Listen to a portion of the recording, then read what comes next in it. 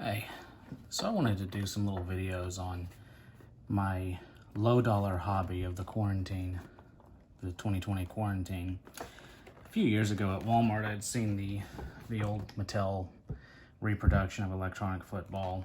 It was on sale. I bought it. I bought it because when I was a kid, the Game Boy was the big thing. I remember playing with my Game Boy probably in '94. And my father and uncle talking about the football game that they had that was 3 red dots, or a bunch of red dots that you ran across the screen with. And I saw it and it reminded me of that. Well, this year, with not having anything to do, I started looking at some of the history of these handheld games, and people that follow these or know much about them or remember them, they were before my time, would know that there was Mattel and then there was Coleco. And I found on the internet, I found a Sears version of electronic, I believe Coleco called it Electronic Quarterback, and then Sears had Electronic Touchdown. And I thought, well, you know, it's in the box. There's a few reasons I wanted to get this over like a Coleco model. Because it was in the box, it's a lot cheaper. I think I paid $20 for it. And I've got fond memories of Sears. You know, when I was young, all of my grandparents' tools came from Sears. You know, so Sears is not what it used to be. It used to be a big deal.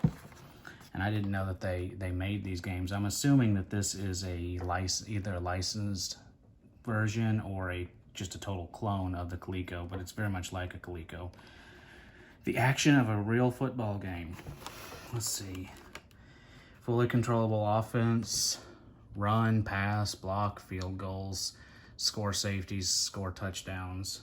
I have not figured out how to score a touchdown, but look at this. Computerized defense.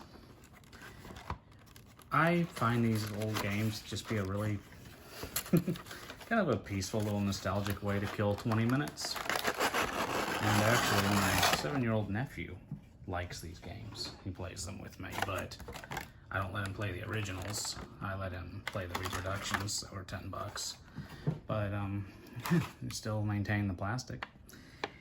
Does not have the instructions. Of course, all of these games had some basic instructions on the back. It was definitely a step up over the Mattel. You had your little defense line, or I guess not defense line, but to defend the quarterback. And it was the same deal. You would touch it to start. Yeah, got like 12 yards there. Get your display. Let's see if we want to make a pass instead. A pass play. That was a big thing about the Coleco, or I guess the Sears. The not Mattel version is you could actually run a pass play by hitting that switch. Of course, I'm not going anywhere. I find the pass play to be really hard. Let's try that again. Now we gotta... Oh, did I get it? Oh, look at that. I actually caught my pass.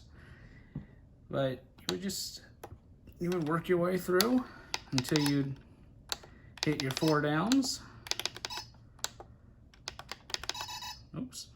And then you'd start on the other side. You can see you had one direction button here, but it worked for both sides. They're fun. Sound on these is terrible. But other than the yellowing that all this old computer colored plastic did, it's held up pretty well. It takes one 9-volt battery. I don't know how many of these still exist in the box. I'm surprised